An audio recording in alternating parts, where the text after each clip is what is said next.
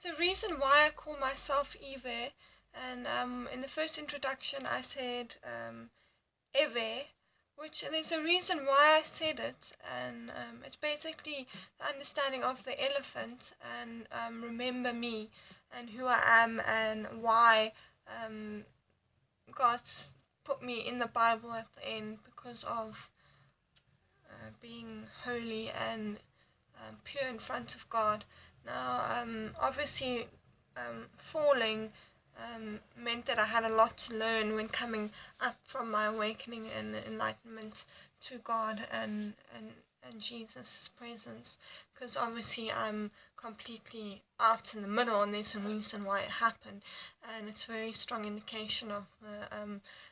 the evil was the snake, not the actual picking of the apple, and there's a reason for that. Personally, I have the answer, and it's quite was an eye opener, I think, for God and for the angels above, and something that's now completely under understanding, and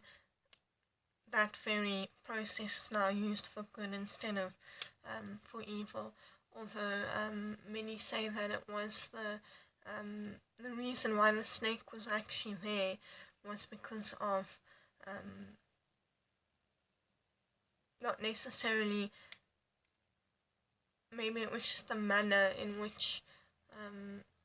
another woman came forward and her intentions of good and evil and what was to come, which was quite I was actually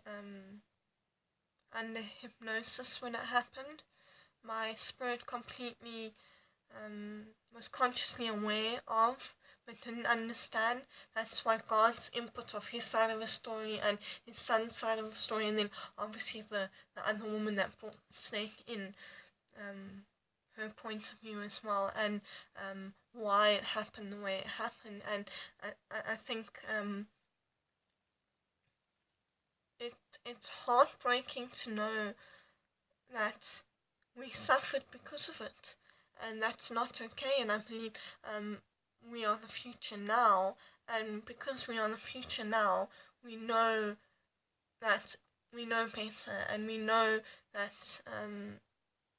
God has an understanding for us in order to get that complete peace on earth, and how to accomplish it, which is very important to know. Now, I use these glasses as a way of for fun. It's all for fun. Just as something different to be recognized and to be seen on YouTube, because there's so many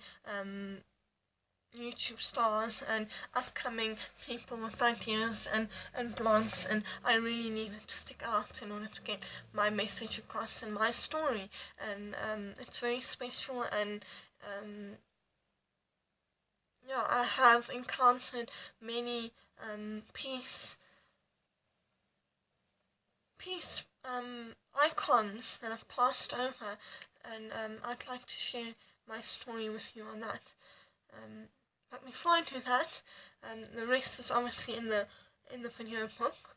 in the tube book, and I had this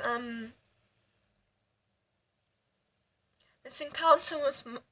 Noah, and it was actually very special because when I went outside, and I obviously I was very deficient in vitamin D because I needed the calcium to be absorbed, so I had to be in the sun every from about say 9:30 to about 10:30, just so I could get my vitamin D in so that my bones would be stronger. And as I walked out, there were two doves standing on or perched on my roof as I went out. And I noticed them, and I carried on walking outside, and then the next minute I saw two white butterflies fluttering by, intertwined like they do, and I thought that was quite special. And then I laid my towel down to lay on it, and then I saw two little grasshoppers the same size hopping, one after the other, and then two what looked like robins. Obviously, we don't get them here in South Africa, but they had the orange chest. Then flew under my gardening chairs and turned towards me, and then flew away together. And then on the flowers next to me,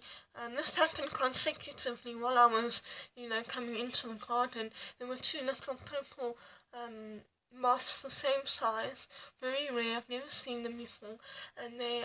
intertwined together, and everything was in twos that day, which was quite, a gift. And I laughed and I said, "There's no one around me," because we're all in everything's in pairs. And then God said to me that love comes in pairs, and that reminded me of Genesis and the story of being holy in front of God, and maybe we don't understand the meaning of love, and that we need to actually be taught what it feels like, and how to understand it, and how to practice it and bring it forward, because I even had to learn how to practice it and master it, and it says in the Bible that you must meditate on the word, and 1 Corinthians 13 or 2 Corinthians 13, it talks about the different stages of love and what it is, and I actually put it up on my wall, and every time I had a fight or an argument, I went back to it and I read it again, and I applied it and saw what I needed to fix in my life in order to become that perfection that God speaks of, what the Son speaks of, and it's quite, when looking back in the Bible, in the Word, how I should have been with him as a pair, and I wasn't, and I explain later on why I wasn't there, and